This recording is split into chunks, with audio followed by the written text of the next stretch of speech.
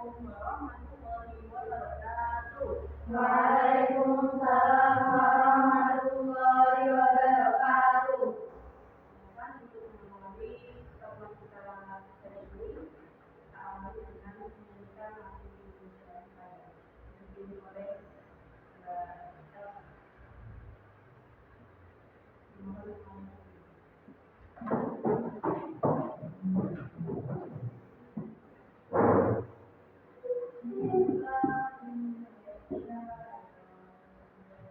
Indonesia tanah airku, tanahku padamu.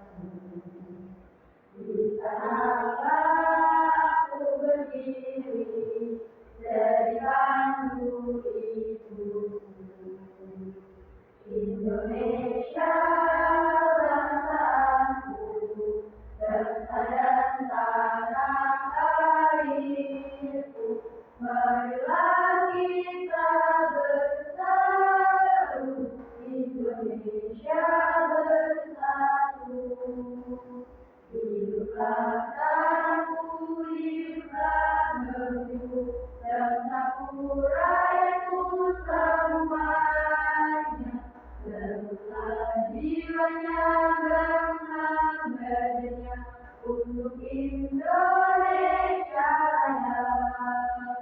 Indonesia Raya, merdeka, merdeka, tanahku, negeriku yang kucinta. Indonesia Raya, merdeka, merdeka, hiduplah Indonesia Raya.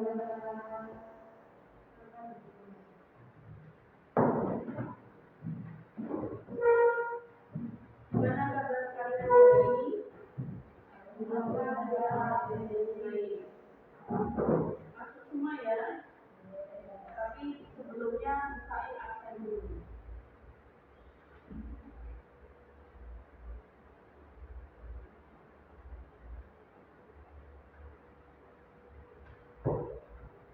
Yang pertama, Nabila Filani, Aulia Cita Lestari, Elsa Nurmula, Gladys, Keisha, Zatuna Jas Ashfa, Shirley Dian Antarsi, Fitri Nur Ihsania,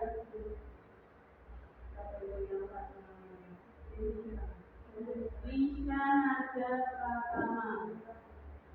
Semua ya. Kita belajar sama-sama tentang kebudayaan nasional sebagai dari sejarah. Ya kan? Ada yang masih ingat? Ada yang sudah belajar? Ada yang sudah, ada yang belum. Mungkin dari kalian masih ada yang lupa atau mungkin dapat sama sekali tidak ingat ya. Kemarin kita belajar surat tentang kebudayaan nasional. Yang mana kebudayaan nasional itu bisa melihat keadaan dan kondisi masyarakat kita. Ya, karena di Indonesia itu kebudayaan macam-macam, ya kan? Biasanya dari Jawa, dari mana? Dari Madura, bermacam-macam. Ya, akibatnya apa? Jika tidak dijadikan satu kesatuan, nanti akhirnya menjadi sebuah kebudayaan. Makanya kenapa kok dibilang selain ada kebudayaan daerah yang bermacam-macam, juga kebudayaan nasional. Intinya dari banyaknya kebudayaan daerah itu menjadi satu kesatuan yaitu kebudayaan nasional. Jadi ya kebudayaan nasional ya dari masing-masing kebudayaan daerah. Nah kali ini kita membahas tentang tantangan era globalisasi dan kebudayaan nasional. Kalau kalian melihat atau menonton televisi, ya, sekarang itu kalian melihat fenomena di mana anak-anak muda atau sekalian ini lebih sering nontonnya tontonan tradisional atau tontonan modern. Contohnya apa? Drakor, apa lagi? Sinetron, ya kan? Drama Korea, sinetron. Terus sekarang itu ada yang namanya drama berbeda. Biasanya ditonton lewat aplikasi, ya kan? Kalau biasanya kalian nonton drakor kan pakai aplikasinya atau ada situs linknya. Sekarang pernah nggak kalian menyisihkan waktu mungkin pas di rumah hari Jumat nonton ketoprak? Pernah nggak? Terus pas weekend sekali-kali kalian nonton kesenian angklung atau di MP3, MP4, handphone kalian, di kalian di rumah ada nggak lagu-lagu yang nuansanya lagu tradisional? Enggak ada. Seringnya apa? Lagu apa? Pop, hip-hop, ya. Mungkin ada dari kalian yang mendengarkan lagu kalau zaman dulu itu lagu Lir. Nah, terus apa lagi? Gunawan Solo. Tahu nggak lagu Gunawan Solo? Tahu. Tapi pernah mendengarkan secara utuh? Pernah. Tahu nggak? Tapi kalau lagunya apa? Blackpink yang Jimin tahu nggak? Tahu. Ya, kalau di luar kepala sampai Jimin. Terus lagi kaitan selain tontonan musik, ya, style kalian. Jujur ya, ini jauh jujur aja secara personal. Kalian itu lebih senang pakai baju modern apa baju yang nuansanya tradisional? Modern. Alasannya apa? Ada yang mau? Elsa, kenapa? Kok lebih suka baju dengan gaya modern? Tidak apa? Mengikuti zaman ada lagi. Jadi kata Mbak Elsa mengikuti zaman. Kalau jadi kenapa? Kok suka gaya baju modern? Lebih bagus. Ada lagi? Lihat apa? Belum. Jadi kenapa kok lebih pakai baju budaya? Pakai sumo, nggak nyaman, ya. Itu salah satu, ya, tantangan era globalisasi dari juga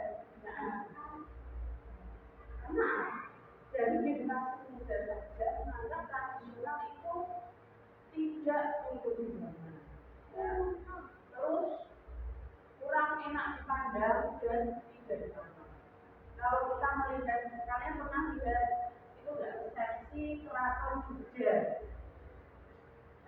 Nah, itu kan kalau kalian ke Kemanten, ya mau naik ke apa namanya pelaminan, kan harus pakai yang namanya selendang jari, orang Jawa bilangnya jari, pakai kebaya, pakai bonde dan lain sebagainya. Itu kan sama sekali maknanya.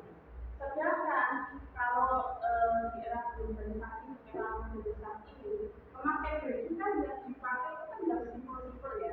Contoh apa? Yang paling simpel tunik atau gamis lah, gamis. Gamis kan satu setel itu dari atas sampai ke bawah. Kalau kalian pakai kan tidak busuk selesai. Terus pakai jilbab sesuai model kalian masing-masing, simpel. Ada pakai gamis sampai sini? Tidak ada. Paling lama berapa menit pakai gamis? Cara gayanya nggak sampai 1 menit juga lebih busuk. Itu salah satu. Terus bagaimana cara kita mengatasi tantangan yang kita alami seperti ini? Yang mau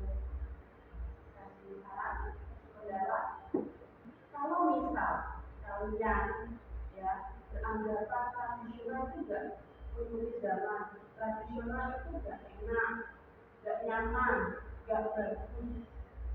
Terus bagaimana nantinya dalam ketemu kita meninggal tradisi yang kita punya ini? Bagaimana cara kita melestarikannya?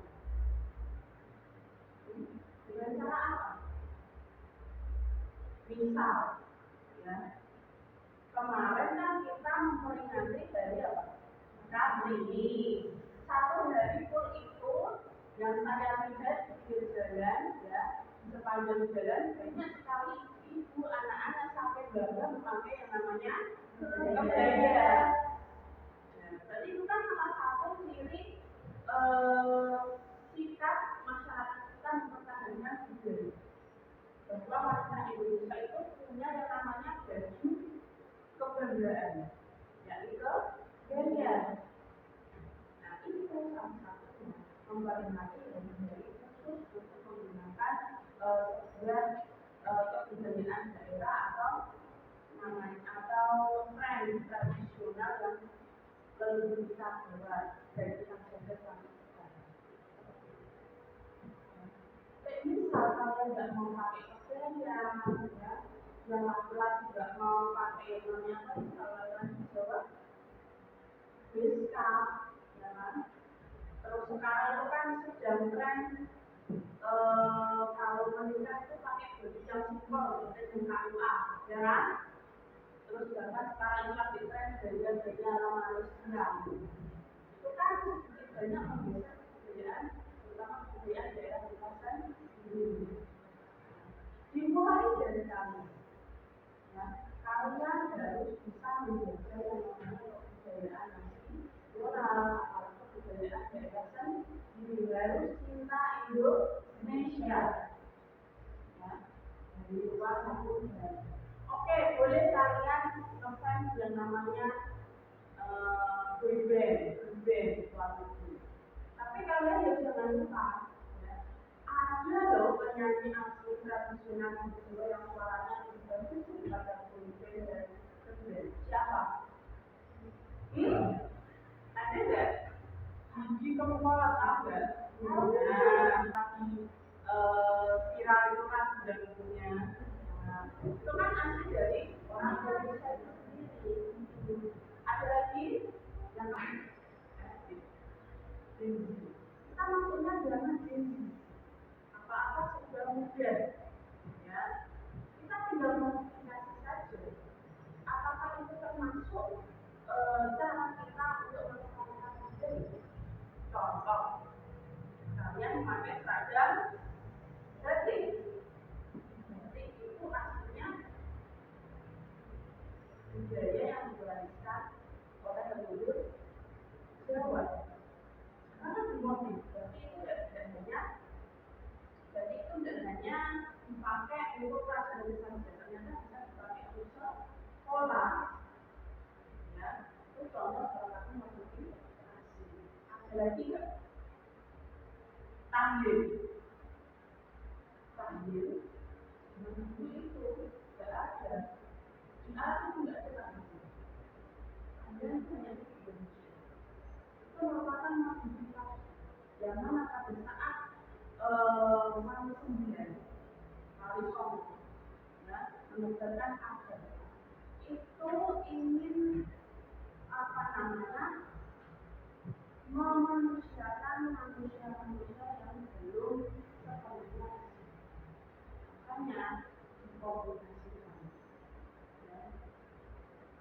Cara memperingati Tujuh Hari, 40 hari, 100 hari itu aslinya itu merupakan kebudayaan orang-orang yang beragama Hindu.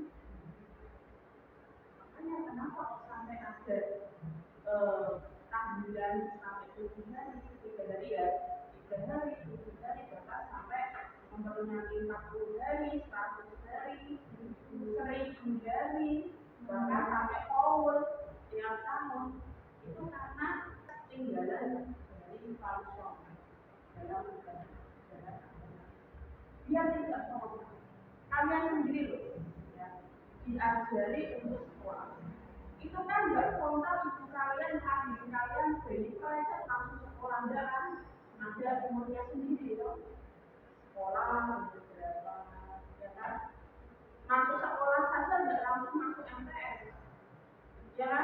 bayangkan kalau berhenti private langsung untuk MTS kami itu pun kami.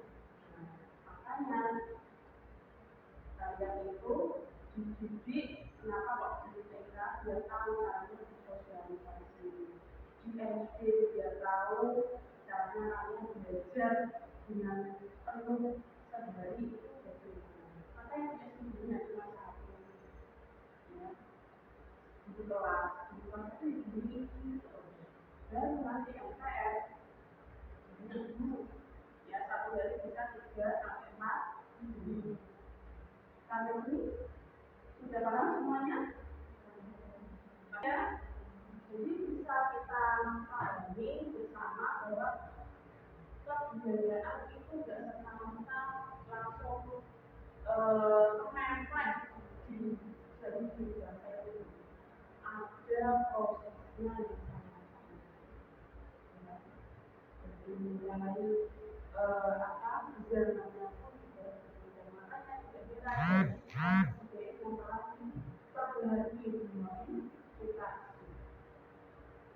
Mungkin dari apa yang kita ini jelaskan, ada yang bisa merangkum ke teman-teman. Siapa yang mau?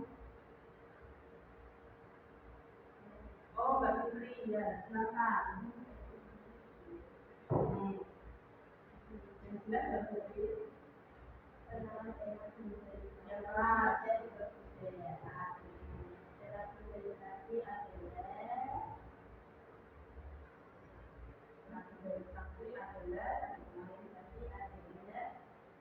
Terus selanjutnya apa?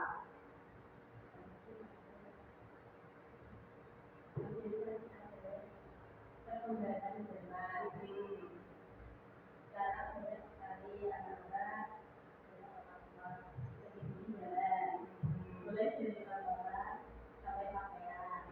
Dia sudah diamalkan, tapi yang dibutuhkan berbeda dengan zaman. Ada pun cara mengatasi jalan jelas dan diferensiasi dari nasional untuk mencari dana. Sebagai basic dari akan sekolah dan basic dari haji. Ya, beri tepuk tangan. Saya harap teman-teman yang lain untuk kemudian bisa ikut berpartisipasi pendapat dan sebagainya. Oke, cukup sekian sesi pada hari ini. Mari kita refleksi bersama bahwa sepenuhnya yang kita miliki itu harus sama kebudayaan nasional kita dan kebudayaan Indonesia.